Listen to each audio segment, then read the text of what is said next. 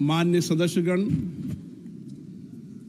आपको बुलेटिन भाग 2 के माध्यम से पहले ही सूचित किया गया है कि माननीय वित्त मंत्री जी के बजट भाषण की प्रतियां आपको हार्ड कॉपी के रूप में उपलब्ध कराई जाएगी।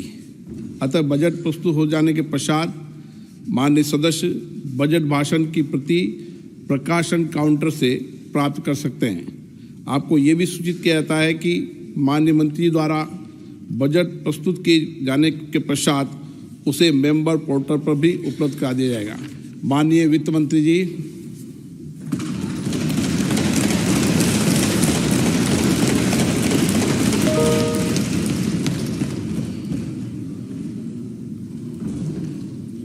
Honorable Speaker, I present the interim budget for 24-25.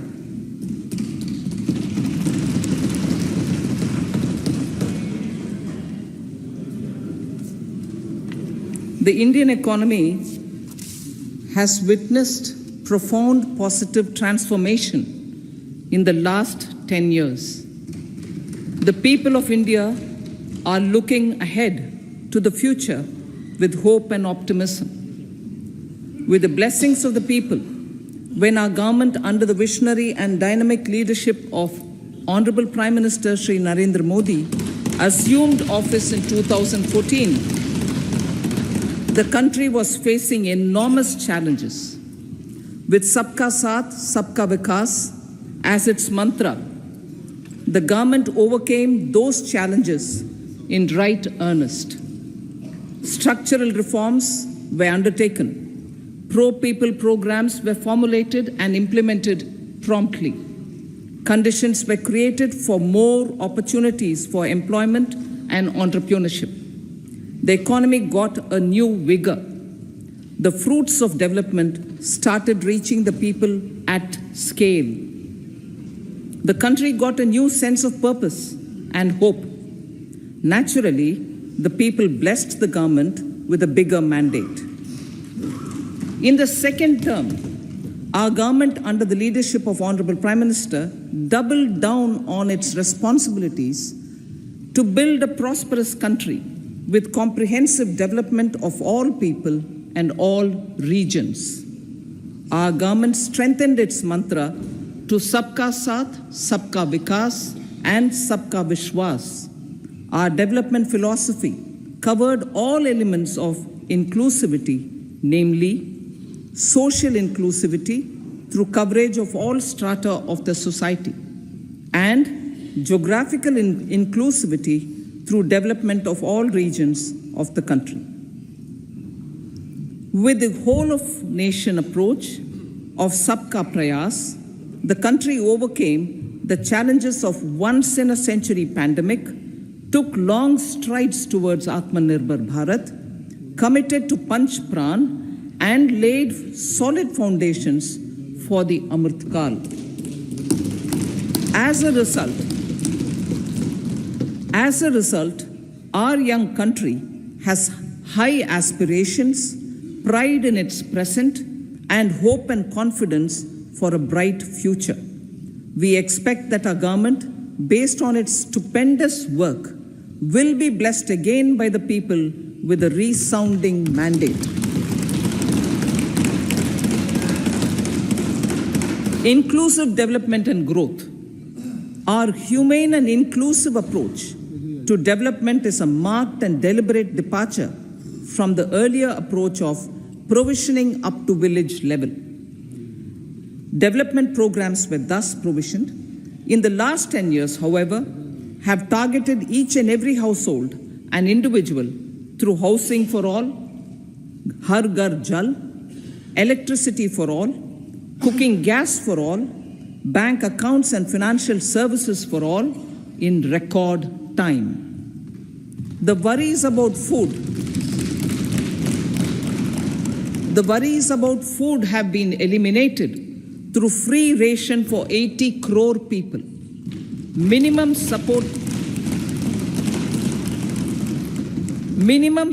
prices for the produce of Annadata are periodically increased appropriately. These and the provision of basic necessities have enhanced real income in the rural areas.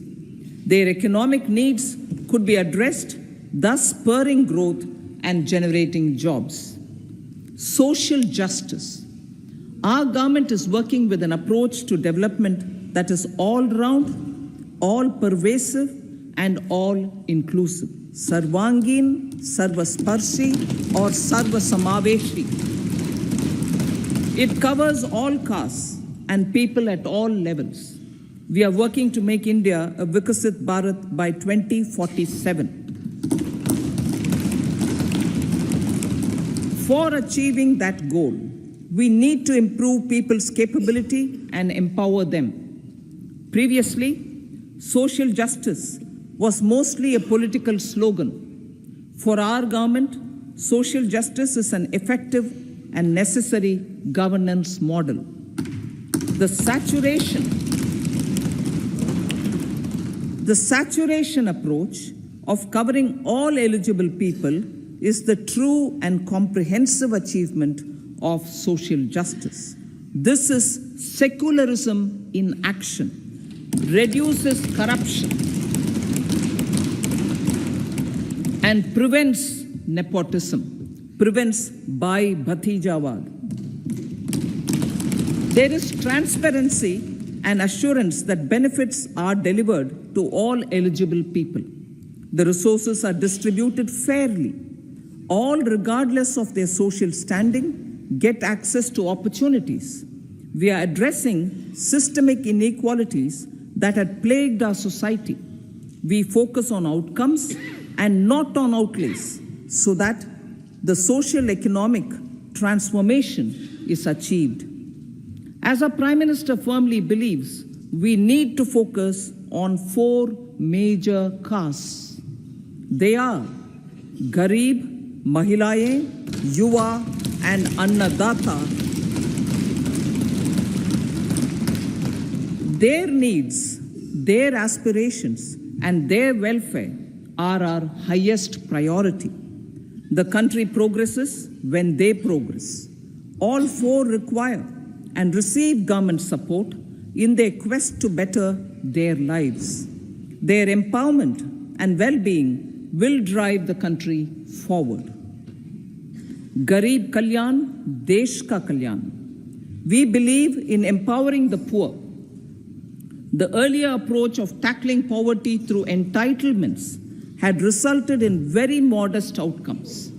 When the poor became empowered partners in the development process, government's power to assist them also increases manifold.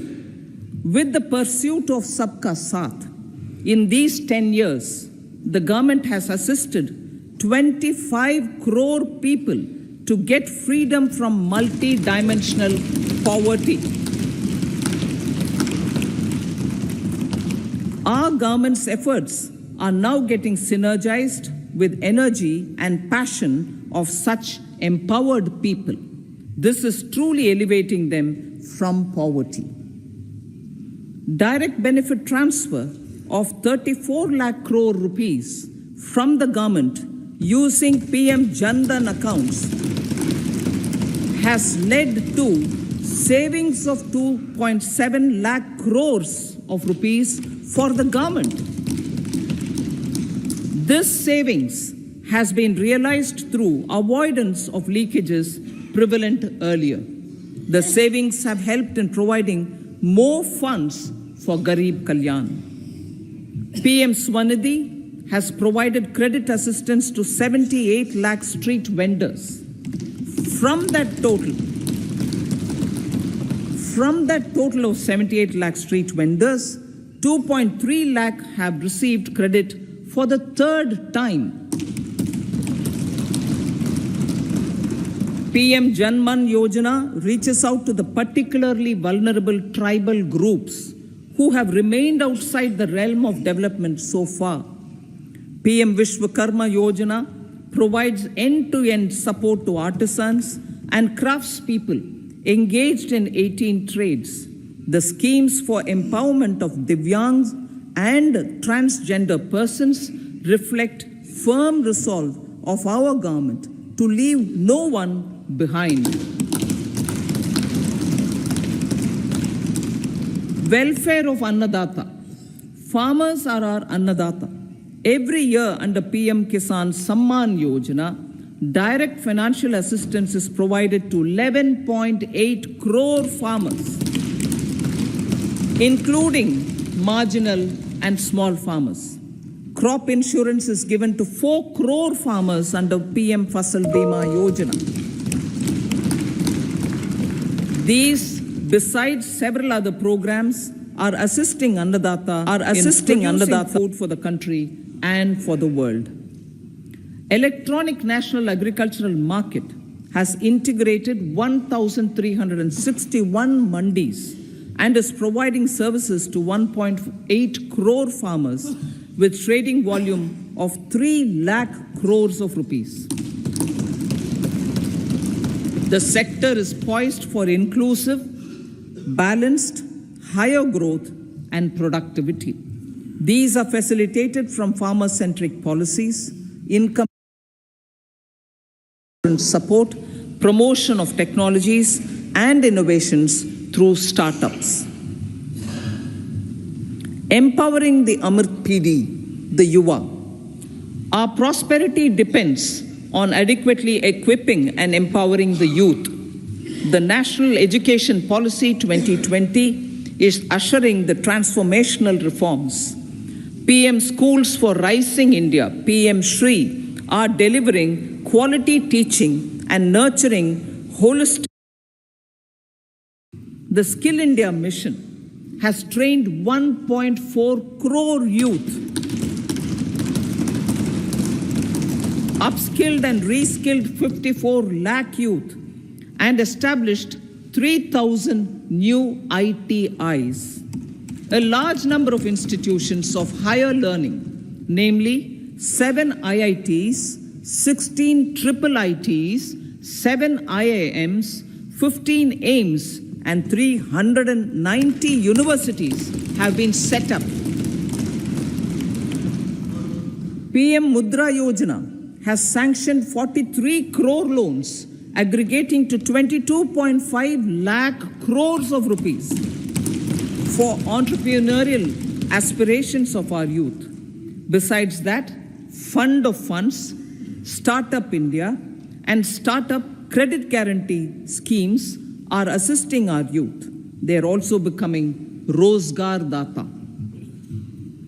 The country is proud of our youth scaling new heights in sports. The highest ever medal tally in Asian Games and Asian Para Games in 2023 reflects a high confidence level.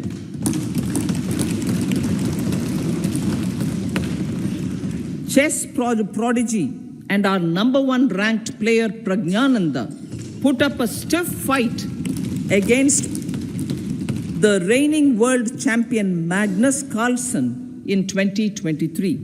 Today, India has over 80 chess grandmasters compared to little over 20 in 2010. Momentum for Nari Shakti. The empowerment of women through entrepreneurship, ease of living, and dignity for them has gained momentum in these 10 years. 30 crore Mudra Yojana loans have been given to women entrepreneurs. Female enrollment in higher education has gone up by 28% in 10 years. In STEM courses, girls and women constitute 43% of enrollment, one of the highest in the world. All these measures are getting reflected in the increasing participation of women in workforce. Making triple talaq illegal, reservation of 1/3 seats for women in the Lok Sabha and state assemblies, and giving over 70% houses under PM Awas Yojana in rural areas to women, and giving over 70% houses under PM Awas Yojana in rural areas to women as sole or joint owners have enhanced their dignity. exemplary track record of governance, development, and performance. Besides delivering on high growth in terms of gross domestic product, the government is equally focused on a more comprehensive GDP, that is, governance, development, and performance. Our government has provided transparent, accountable, people-centric, and prompt, trust-based administration with citizen-first and minimum government, maximum governance approach. The impact of all-round development is discernible in all sectors. There is macroeconomic stability, including in the external sector. Investments are robust. The economy is doing well. People are living better and earning better, with even greater aspirations for future. Average real income of the people has increased by 50%. Inflation is moderate. People are getting empowered, equipped, and enabled to pursue their aspirations. There is effective and timely delivery of programs and of large projects. Economic management. The multi-pronged economic management over the past 10 years has complemented people-centric, inclusive development. Following are some of the major elements. 1. All forms of infrastructure, physical, digital, or social, are being built in record time.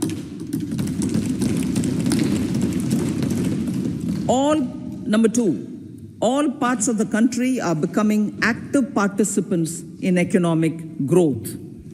Number 3, digital public infrastructure, a new factor of production as if in the 21st century, is instrumental in formalization of the economy. Number 4, goods and services tax has enabled one nation, one market, one tax. Tax reforms have led to deepening and widening of tax base.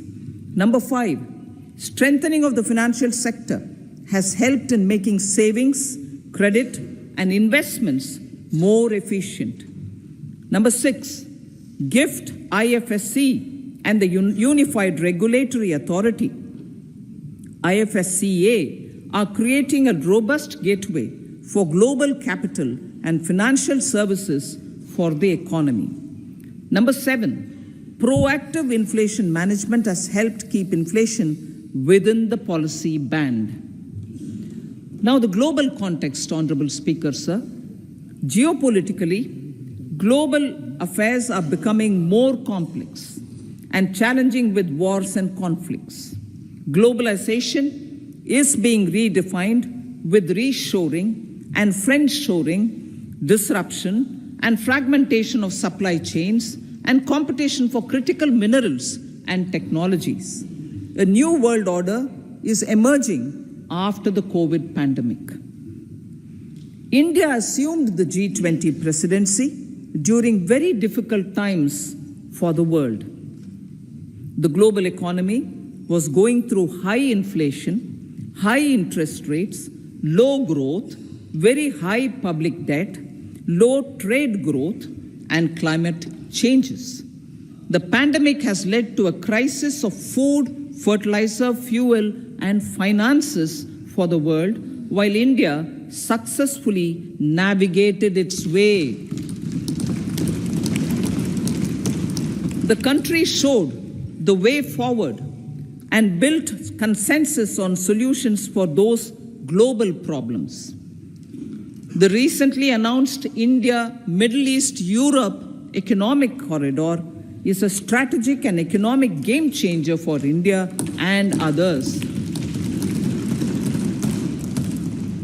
In the words of Honorable Prime Minister, the corridor, and I quote, will become the basis of world trade for hundreds of years to come, and history will remember that this corridor was initiated on Indian soil, unquote. Vision for Vikasit Bharat. Our vision for Vikasit Bharat is that of prosperous Bharat in harmony with nature, with modern infrastructure, and providing opportunities for all citizens and all regions to reach their potential. With confidence arising from strong and exemplary track record of performance and progress, earning Sabka Vishwas, the next 5 years will be years of unprecedented development and golden moments to realize the dream of developed India by 2047. The trinity of demography, democracy, and diversity backed by Sabka Prayas has the potential to fulfill aspirations of every Indian. As Honorable Prime Minister in his Independence Day address to the nation mentioned, I quote, "There is no dearth of opportunities. As many opportunities as we want. The country is capable of creating more opportunities. Sky is the limit," unquote. Strategy for Amrit Kal. Our government will adopt economic policies that foster and sustain growth, facilitate inclusive and sustainable development, improve productivity, create opportunities for all, help them enhance their capabilities, and contribute to generation of resources to power investments and fulfill aspirations. Guided by the principle, reform, perform, and transform, the government will take up next generation reforms and build consensus with the states and stakeholders for effective implementation. It is an important policy priority for our government to ensure timely and adequate finances, relevant technologies, and appropriate training for the micro, small, and medium enterprises, MSMEs, to grow and also compete globally. Orienting the regulatory environment to facilitate their growth will be an important element of this policy mix. Aligning with the Panchamrit goals, our government will facilitate sustaining high and more resource-efficient economic growth. This will work towards energy security in terms of availability, accessibility, and affordability. For meeting the investment needs, our government will prepare the financial sector in terms of size, capacity, skills, and regulatory framework. Aspirational Districts Program. Our government stands ready to assist the states in faster development of aspirational districts and blocks, including generation of ample economic opportunities. Development of the East. Our government will pay utmost attention to make the eastern region and its people a powerful driver of India's growth. PM Awas Yojana Gramin.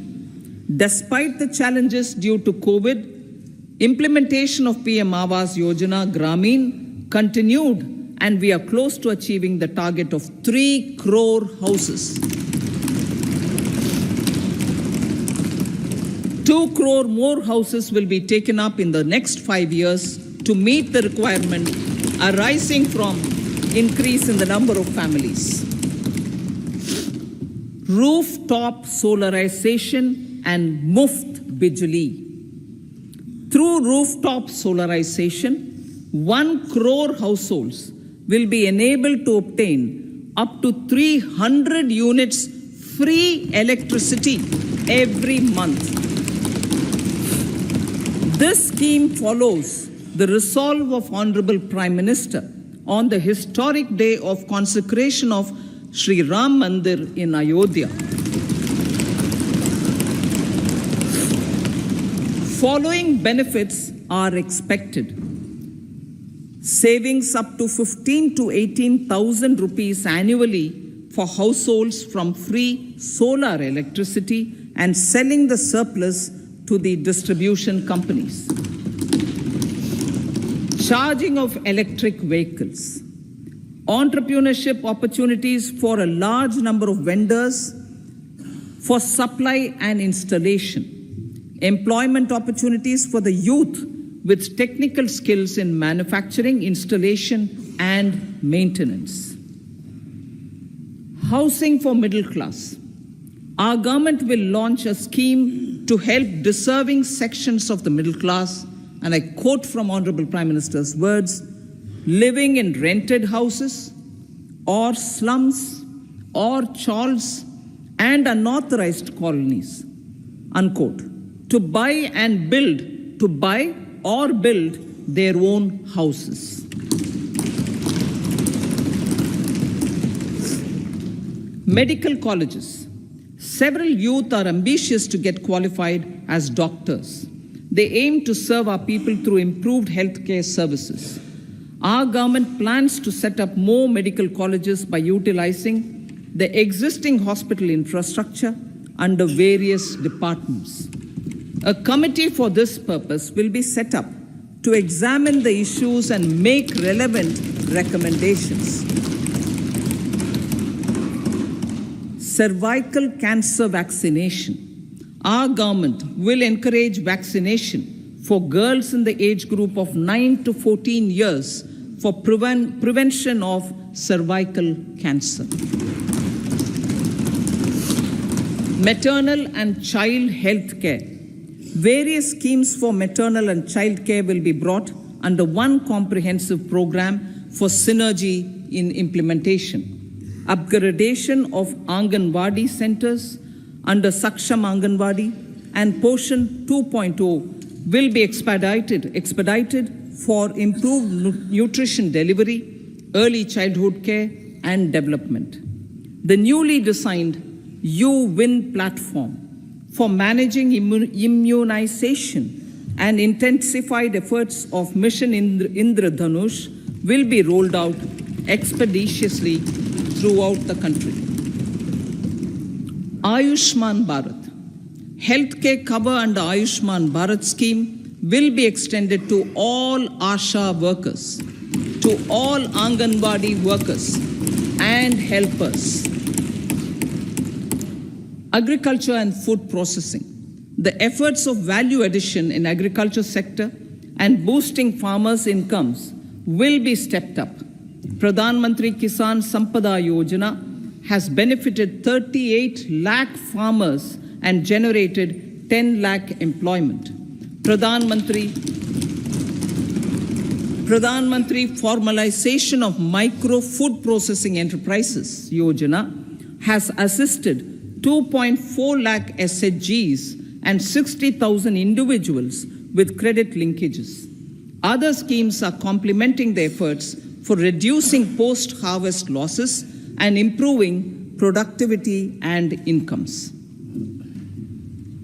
For ensuring faster growth of the sector, our government will further promote private and public investment in post-harvest activities, including aggregation, modern storage, efficient supply chains, primary and secondary processing and marketing and branding. Nano DAP.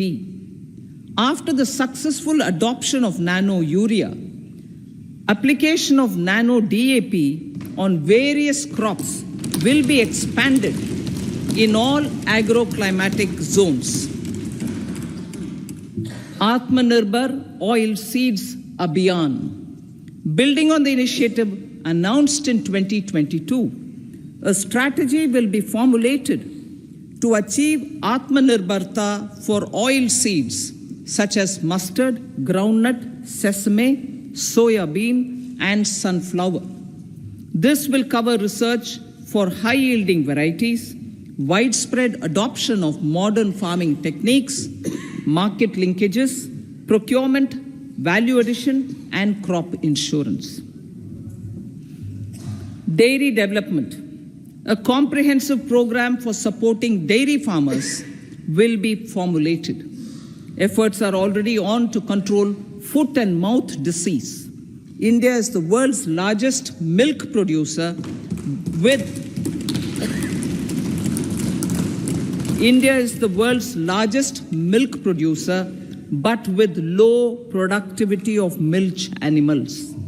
The program will be built on the success of existing schemes such as Rashtriya Gokul Mission, National Livestock Mission, and infrastructure development funds for dairy processing and animal husbandry. Matsya Sampada.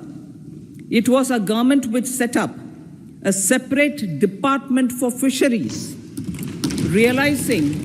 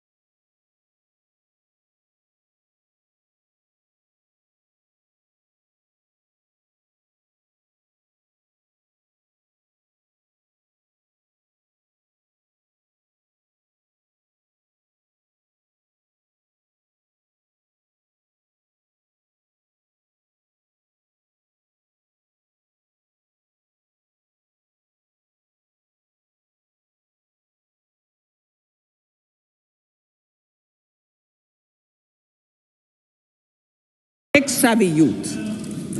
For our tech-savvy youth, this will be a golden era. A corpus of 1 lakh crore rupees will be established with 50-year interest-free loan provided. The corpus will provide long-term financing or refinancing with long tenors and low and or nil. I repeat that sentence. The corpus will provide long-term financing or refinancing with long tenors and low or nil interest rates. This will encourage the private sector to scale up research and innovation significantly in sunrise domains. We need to have programs that combine the powers of our youth and technology. A new scheme will be launched for strengthening deep tech technologies for defense purposes and expediting Atmanirbharta. Infrastructure development. Building on the massive tripling of the capital expenditure outlay in the past 4 years, resulting in huge multiplier impact on economic growth and employment creation, the outlay for the next year is being increased by 11.1% to 11,111 crore rupees. This would be 3.4% of our GDP. Railways. 3 major economic railway corridor programs will be implemented. These are energy, mineral, and cement corridor. Number 2, port connectivity corridors. And number 3, high traffic density corridors. The projects have been identified under the PM Gati Shakti for enabling multimodal connectivity. They will improve logistics efficiency and reduce cost.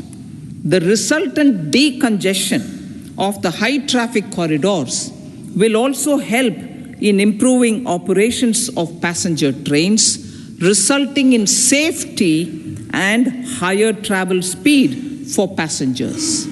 Together with dedicated freight corridors, these 3 economic corridor programs will accelerate our GDP growth and reduce logistic costs.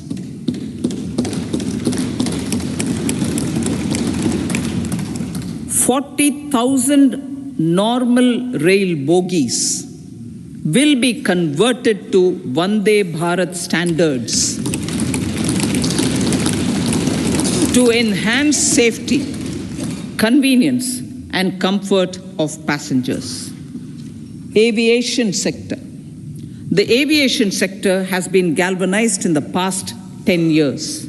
Number of airports have doubled to 149.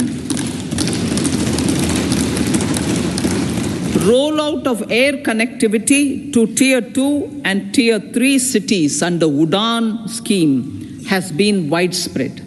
517 new routes are carrying 1.3 crore passengers. Indian carriers have proactively placed orders for over 1,000 new aircrafts.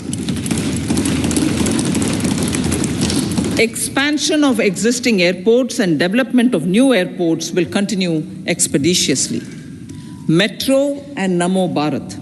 We have a fast expanding middle class and rapid urbanization is taking place. Metro rail and Namo Bharat can be the catalyst for the required urban transformation. Expansion of these systems will be supported in large cities, focusing on transit-oriented development. Green energy. Towards meeting our commitment for net zero by 2070, the following measures will be taken. Viability gap funding will be provided for harnessing offshore wind energy potential for initial capacity of 1 gigawatt. Coal gasification and liquefaction capacity of 100 metric tons will be set up by 2030. This will also help in reducing imports of natural gas, methanol, and ammonia. Phased mandatory blending of compressed biogas in compressed natural gas for transport and piped natural gas for domestic purposes will be mandated. Financial assistance will be provided for procurement of biomass aggregation machinery to support collection. Electric vehicle ecosystem. Our government will expand this and strengthen the e-vehicle ecosystem by supporting manufacturing and charging infrastructure. Greater adoption of e-buses for public transport networks will be encouraged through payment security mechanism. Biomanufacturing and biofoundry. For promoting green growth, a new scheme of biomanufacturing and biofoundry will be launched. This will provide environment-friendly alternatives such as biodegradable polymers, bioplastics, biopharmaceuticals, and bioagri-inputs. This scheme will also help in transforming today's consumptive manufacturing paradigm to the one based on regenerative principles. Blue Economy 2.0. For promoting climate-resilient activities for Blue Economy 2.0, a scheme for restoration and adaptation measures and coastal aquaculture and mariculture with integrated and multi-sectoral approach will be launched.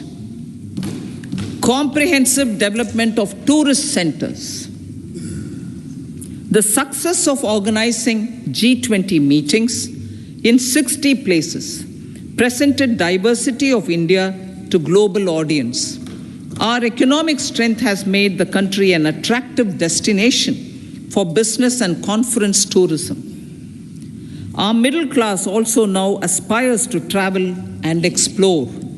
Tourism, including spiritual tourism, has tremendous opportunities for local entrepreneurship. States will be encouraged to take up comprehensive development of iconic tourist centers, branding and marketing them at global scale. A framework for rating of the centers based on quality of facilities and services will be established. Long-term interest-free loans will be provided to states for financing such development on matching basis. To address the emerging fervor for domestic tourism, Honorable Speaker, sir, projects for port connectivity, tourism infrastructure, and amenities will be taken up on our islands, including Lakshadweep. This will help in generating employment also. Promoting investments. The FDI inflow during 2014 to 23 was $596 billion, marking a golden era. That is twice the inflow during 2005 to 14. For encouraging sustained foreign investment, we are negotiating bilateral investment treaties with our foreign partners in the spirit of First Develop India. FDI is First Develop India. Reforms in the states for Vikasit Bharat. Many growth and development enabling reforms are needed in the states for realizing the vision of Vikasit Bharat. A provision of 75,000 crore rupees as 50-year interest-free loan is proposed this year to support those milestone-linked reforms by the state governments. Societal changes. The government will form a high-powered committee for an extensive consideration of the challenges arising from fast population growth and demographic changes. The committee will be mandated to make recommendations for addressing these challenges comprehensively in relation to the goal of Vikasit Bharat. Amrit Kal as Kartavya Kal. Our government stands committed to strengthening and expanding the economy with high growth and to create conditions for people to realize their aspirations. Honorable Prime Minister in his Independence Day address to the nation in the 75th year of our Republic said, and I quote, "We commit ourselves to national development with new inspirations, new consciousness, new resolutions as the country opens up immense possibilities and opportunities. It is our Kartavya Kal."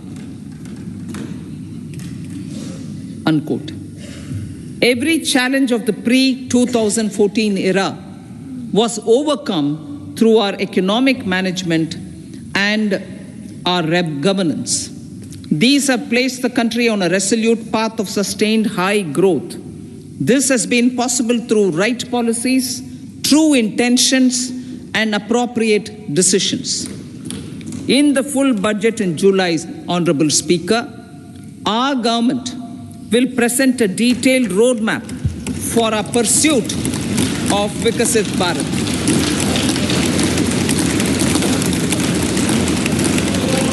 Revised estimates of 2023-24. The revised estimate of the total receipts other than borrowings is 27.56 lakh crores of rupees, of which the tax receipts are 23.24 lakh crore rupees. The revised estimate of total expenditure is 44.90 lakh crore rupees. The revenue receipts at 30.03 lakh crore rupees are expected to be higher than the budget estimate, reflecting strong growth momentum and formalization in the economy. The revised estimate of the fiscal deficit is 5.8% of GDP, improving on the budget estimate, notwithstanding moderation in the nominal growth estimates. Budget estimates for 2024-25. Coming to the year 2024-25, the total receipts other than borrowings and total expenditure are estimated at 30.80 and 47.66 lakh crore rupees respectively. The tax receipts are estimated at 26.02 lakh crore rupees. The scheme of 50-year interest-free loan for capital expenditure to states will be continued this year with an outlay of 1.3 lakh crore rupees. We continue on the path of fiscal consolidation, as announced in my budget speech of 2021-22, to reduce fiscal deficit below 4.5% by 25-26. The fiscal deficit in 2024-25 is estimated to be 5.1% of GDP, adhering to that path.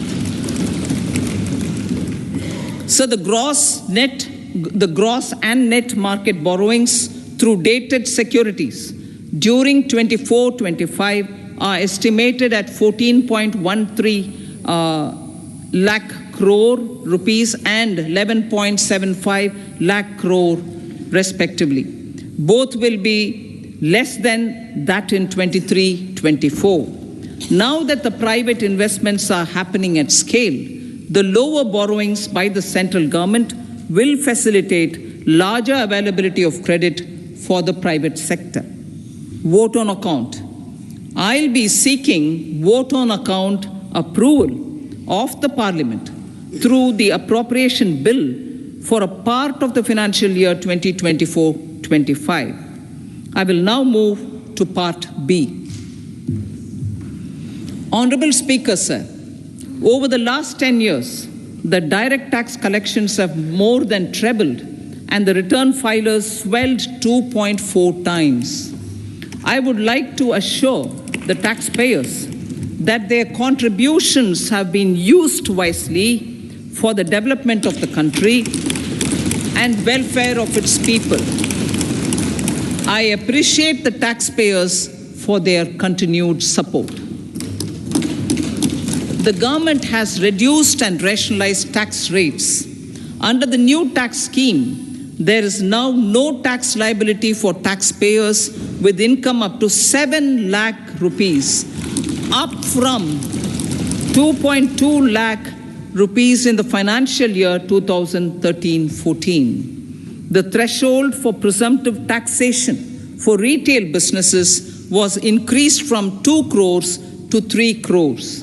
Similarly, the threshold for professionals eligible for presumptive taxation was increased from 50 lakh rupees to 75 lakh rupees. Also, corporate tax rate was decreased from 30% to 22% for existing domestic companies and to 15% for certain new manufacturing companies. Honorable Speaker, sir, in the last 5 years, our focus has been to improve taxpayer services. The age-old jurisdiction-based assessment system was transformed with the introduction of faceless assessment and appeal, thereby imparting greater efficiency, transparency, and accountability. Introduction of updated income tax returns, a new Form 26AS, and pre-filling of tax returns have made filing of tax returns simpler and easier. Average processing time of returns has been reduced from 93 days in the year 2013-14 to a mere 10 days this year, thereby making refunds faster. Indirect taxation. By unifying the highly fragmented indirect tax regime in India, the GST has reduced the compliance burden on trade and industry. The industry has acknowledged the benefits of GST. According to a recent survey conducted by a leading consulting firm, 94% of industry leaders view the transition to GST as largely positive. According to 80% of the respondents, it has led to supply chain optimization, as elimination of tax arbitrage and octroi has resulted in disbanding of checkposts at the state and city boundaries. At the same time, tax base of GST more than doubled, and the average monthly gross GST collection has almost doubled to 1.66 lakh crores this year. States too have benefited. States' SGST revenue, including compensation released to states in the post-GST period of 2017-18 to 2022-23, has achieved a buoyancy of 1.22. In contrast, the tax buoyancy of state revenues from subsumed taxes in the pre-GST 4-year period of 2012-13 to 2015-16 was a mere 0.72. The biggest beneficiaries are consumers, as reduction in logistic cost and taxes have brought down prices of most goods and services. We have taken a number of steps in customs to facilitate international trade. As a result, the import release time declined by 47% to 71 hours at inland container depots, by 28% to 44 hours at air cargo complexes, and by 27% to 85 hours at seaports over the last 4 years since 2019, when the national time release studies were first started. Tax proposals. As for tax proposals, in keeping with the convention, I do not propose to make any changes relating to taxation and propose to retain the same tax rates for direct and indirect taxes, including import duties. However, certain tax benefits to startups and investments made by sovereign wealth or pension funds, as also tax exemption on certain income of some IFSC units, are expiring on 31/3/2024. To provide continuity in taxation, I propose to extend the date to 31/3/2025. Moreover, in line with our government's vision to improve ease of living and ease of doing business, I wish to make an announcement to improve taxpayer services. There are a large number of petty, non-verified, non-reconciled, or disputed direct tax demands, many of them dating as far back as 1962, which continue to remain on the books, causing anxiety to honest taxpayers and hindering refunds of subsequent years. Honorable Speaker, sir, I propose to withdraw such outstanding direct tax demands up to 25,000 rupees pertaining to the period up to financial year 2009-10 and up to 10,000 rupees for financial years 2010-11 to 2014-15. This is expected to benefit about 1 crore taxpayers. 1 crore taxpayers would benefit out of this. Economy then and now. In 2014, when our government assumed the reins, the responsibility to mend the economy step by step and to put the governance systems in order was enormous. The need of the hour was to give hope to the people, to attract investments, and to build support for the much needed reforms. The government did that successfully, following our strong belief of nation first. The crisis of those years has been overcome, and the economy has been put firmly on a high, sustainable growth path with all-round development. It is now appropriate to look at where we were then. I repeat, it is now appropriate to look at where we were then till 2014 and where we are now, only for the purpose of drawing lessons from the mismanagement of those years. The government will lay a white paper on table of the House.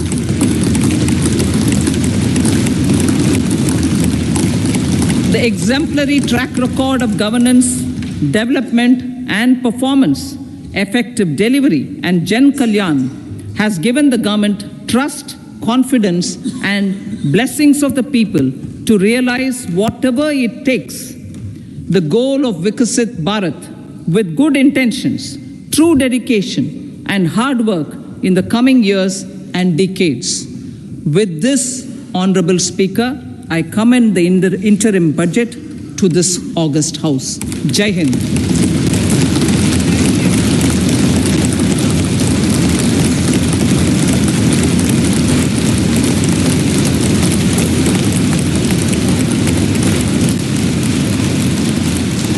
Item number 2, Srimati Nirmala Sitharaman ji.